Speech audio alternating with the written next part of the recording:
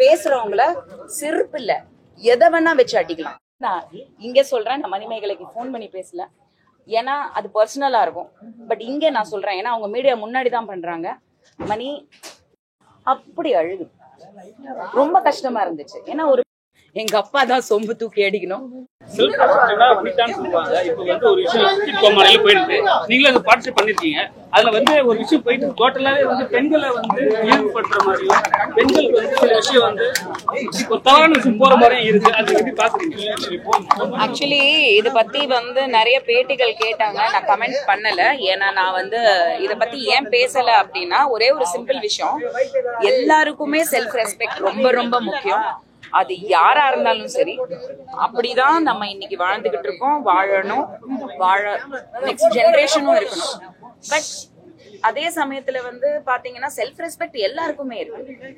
எனக்கு இருக்குன்றதுக்காக நான் ஒருத்தர் தாழ்த்துறதும் தப்பு தான். ஸோ ஒரு ஷோல இருந்து வெளியேறதுங்கிறது நானும் செஞ்சிருக்கேன். ஜோடிகள்ல இருந்து வெளில வந்திருக்கேன், பிக் பாஸ்ல இருந்தே நான் வெளில வந்திருக்கேன். ஸோ அந்த ஒரு விஷயத்த வச்சு நான் பண்ணிருக்கேன்ற ஒரு விஷயத்தினாலயே நான் சொல்றேன், வாக் அவுட் பண்றது தவறு கிடையாது. நமக்கு எங்க மரியாதை இருக்கோ அங்க நம்ம இருக்கலாம், மரியாதை இல்லாத இடத்துல நம்ம இருக்க கூடாது, அதுதான் கரெக்ட். ஆனா அதே சமயத்துல இத ஊதி ரொம்ப பெருசாக்கி தேவையில்லாம அந்த பொண்ணும் பிரியங்காவும் சரி செல்ஃப் ரெஸ்பெக்ட் இருக்கக்கூடிய ஒரு பொண்ணு தான். ரெண்டு பேரோடய நான் ஒர்க் பண்ணிருக்கேன். மணிமேகலை எனக்கு குக் வித் கோமாளி என்னோட சீசன் 1ல இருந்து எனக்கு தெரியும். ஒரு தைரியமான ஒரு பொண்ணு, எதை பத்தியும் யார பத்தியும் கவலைப்படாது, ஹஸ்பண்டே வாடா படம் தான் பேசும். ஸோ அந்த மாதிரியான ஒரு கேரக்டர், அடாவடி கேரக்டர் தான். பிரியங்காவை பொறுத்த வரைக்கும் எனக்கு பிரியங்காவை ரொம்ப நல்லாவே தெரியும். ஸோ பர்சனலா பிரியங்காவை எனக்கு ரொம்ப பிடிக்கும், ஆக்சுவலி ரொம்ப பிடிக்கும். ஒரு நல்ல பொண்ணு, பழகுறதுல சரி பேசுறதுலயும் சரி, நம்ம திட்டினா கூட வாங்கிக்கிற ஒரு கேரக்டர் தான்.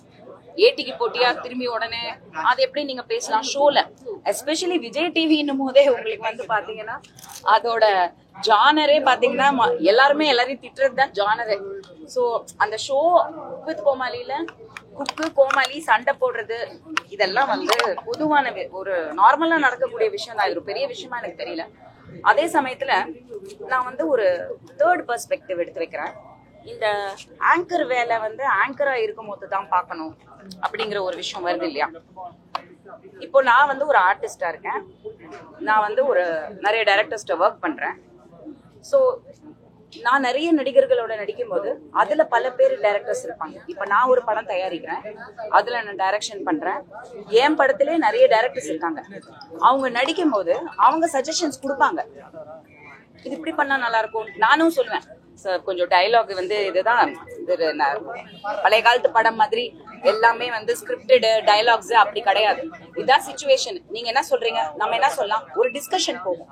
சோ நீங்க என்ன, நான் தான் இந்த படத்தோட டைரக்டர், நீங்க எப்படி இந்த படத்துல டைரக்ஷன் பண்ணலாம்னு சொல்றதே இம்மெச்சூரிட்டி. அதை நான் சொல்லிடுறேன். கம்பேர் பண்ணி ஒருத்தரை பேசினா இல்ல அவங்கள ஹர்ட் பண்ணா அது தப்பு. பட் நான் தான் பேசணும், நீங்க பேசக்கூடாதுங்கிறது தப்பான ஒரு விஷயம். பட் அங்க என்ன நடந்ததுங்கிறது நிறைய பேர் எனக்கு தெரிஞ்சவங்க, அந்த செட்டுக்கு நான் ஆக்சுவலி ஒரு 2 வீக்ஸ் பேக் தான் நானே போயிருந்தேன். ஸோ எனக்கு எல்லாருமே தெரியும். இந்த விஷயத்துல கொஞ்சம் பயங்கரமா மீடியா தான் ரொம்ப பெருசு பண்ணி அசிங்கம் பண்ணிட்ட ஆயிடுச்சு. நிறைய பேர் தேவையில்லாம உள்ள எனக்கு ஒரு விஷயம் ரொம்ப பிடிக்கல, மணிமேகலை ஹஸ்பண்டோட வாழ்றாங்க, அதனால அவங்களுக்கு செல்ஃப் ரெஸ்பெக்ட் இருக்கு. ஹஸ்பண்ட் விட்டுட்டு போயிட்டாங்க, செல்ஃப் ரெஸ்பெக்ட் கிடையாதுன்னு சொன்னா பேசுறவங்கள செருப்பு இல்ல எதை வேணா வச்சு அடிக்கலாம், ரொம்ப தப்பு. அதனாலதான் அவங்க ஹஸ்பண்ட் விட்டுட்டு போயிட்டாங்கன்னு சிலதுங்க ரொம்ப பேசிட்டு இருக்கு. ஹஸ்பண்ட் விட்டுட்டு போகலைங்க, அவங்க பிரிஞ்சிட்டாங்க. இது எந்த காலத்துல இருக்கீங்க? கரெக்டா? ஹஸ்பண்ட் விட்டுட்டு போறதுங்கிறது காலம் கிடையாது. லைஃப்ல இன்னைக்கு பொண்டாட்டி கூட விட்டுட்டு தான் போறாங்க, ஏன்னா அவங்களுக்கு அங்க இருக்க முடியலன்றதுக்காக. சோ ஒருத்தர் பிரியறதுக்கும் அவங்களோட கேரக்டருக்கும் சம்பந்தம் கிடையாது. அதே மாதிரி அந்த பொண்ணோட கேரக்டர் அசாசினேட் பண்ணி நிறைய விஷயங்கள் மீடியால நடக்கும்போது அதை பார்த்துக்கிட்டு அதை ரசிச்சு அதுக்கான வீடியோ மணி போடுறது நான் இங்க சொல்றேன். நான் மணிமேகலைக்கு ஃபோன் பண்ணி பேசல, ஏன்னா அது பர்சனலா இருக்கும். பட் இங்க நான் சொல்றேன், ஏன்னா அவங்க மீடியா முன்னாடி தான் பண்றாங்க. மணி, நீ வளர்ந்து வர பொண்ணு, நல்லா வந்துட்டு இருக்க, you have a good husband. Just because your life is fine, இன்னொருத்தரோட லைஃப் நம்ம கண்ணு முன்னாடி அவங்க கேரக்டரை தப்பா பேசுறாங்கன்னும் போது அதை என்கரேஜ் பண்ணாத உன்னோடது ஒரு வீடியோ இன்னைக்கு யாரும் ஃபார்வர்ட் பண்ணாங்க, சொம்பெல்லாம் தூக்கி அடிக்கிறது நல்லா இல்ல. எங்க அப்பா தான் சொம்பு தூக்கி அடிக்கணும் நாட்டாம, அதனால சொம்பெல்லாம் தூக்கி அடிக்காத, நல்லா இல்ல. I think you should. இது வந்து ஒரு பாவமா இருக்கு. ஏதோ ஓகே, அங்க ஏதோ ஈகோ, அது ரெண்டு பொம்பளைங்க சண்டை போட்டுக்கிட்டாங்க, அவ்வளவுதான். அதுக்கு ஒருத்தரோட கேரக்டர் அசாசினேட் பண்ணி அவங்களோட இந்த தொழில் பண்ணாங்க, அந்த தொழில் பண்ணாங்க, அந்த சேனல்ல என்ன நடக்குது, யாரு என்ன கேரக்டர் எல்லாமே எனக்கும் தெரியுங்க. ஒருத்தரை வந்து ஒரு பொண்ணுங்கிறனால அவங்கள தாழ்த்தி பேசி அவங்க கேரக்டரை தப்பா பேசுறதுங்கிறது ரொம்ப ரொம்ப ரொம்ப தப்பான ஒரு விஷயம். அது நடக்குது.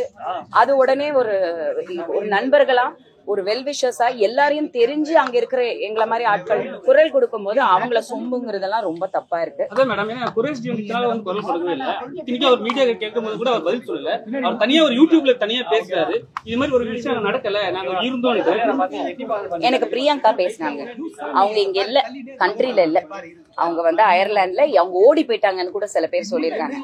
நானுமே வந்து குக் வித் கோமாளிக்கு அப்புறம் சரி, பிக் பாஸ்க்கு அப்புறமும் சரி, இமிடியேட்டா அப்ராட் தான் போனேன். ஏன்னா நமக்கு ஒரு ஒரு ஸ்ட்ரெஸ் லெவல் வேற. இங்க ஒரு பிரபலமானவங்க செலிபிரிட்டி வந்து ஒரு சென்னை சிட்டில வந்து எங்கேயுமே நம்மளால போக முடியாது, செல்ஃபிஸ் கொடுத்துட்டு இதுதான் பண்ண முடியும். ஸோ ஒரு ஃப்ரீடம் இருக்காது. அதனால அந்த பொண்ணு பிளான் பண்ணி முன்னாடியே டிக்கெட்டை போட்டு அது போயிருக்கு.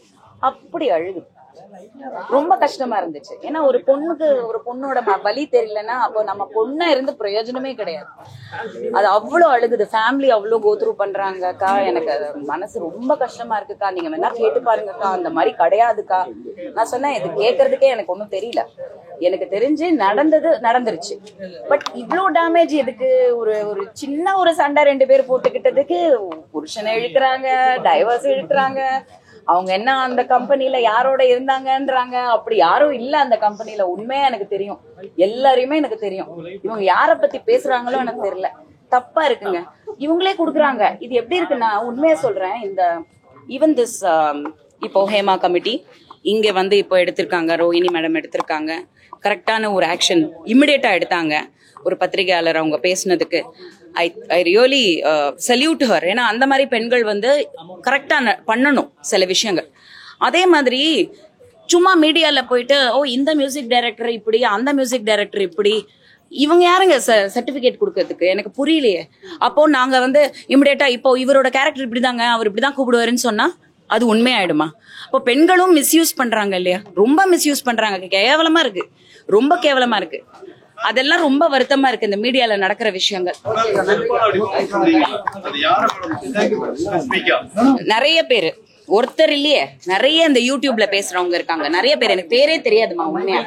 எந்த மூஞ்ச பார்த்தாலும் பிரியங்காவும் மணிமேகலை தான் எனக்கு தெரியும். இது நடுவுல எவனோ ஒருத்தர் நின்னுட்டு ஓவரா பேசிட்டு இருக்கான், யாரா இவன்தான் இருக்கு எனக்கு.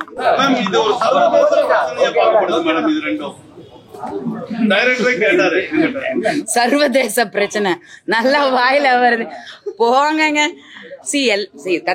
இது வந்து அசிங்கமா போகுது, வேற ஒண்ணும் இல்ல. பேசுங்க, விவாதிங்க, ஆங்கர் வேலை பாருங்க, இது பாருங்க, அதெல்லாம் ஓகே. ஆனா ஒருத்தரோட பொண்ணோட கேரக்டர் பத்தி பேசுறது தப்பான விஷயம். அந்த பொண்ணு எனக்கு நல்லாவே தெரியும், அந்த பொண்ணு நல்ல பொண்ணு, அந்த மாதிரி பொண்ணே கிடையாது. அவளை பத்தி யார் தப்பா கேரக்டர் பத்தி பேசினா நான் வந்து அதை ஒத்துக்கவே மாட்டேன். அவங்களுக்கு பின்னாடி கர்மான்னு ஒண்ணு இருக்கு, அன்னைக்கு தெரியும் செருப்படி எங்க விழும். தேங்க்யூ.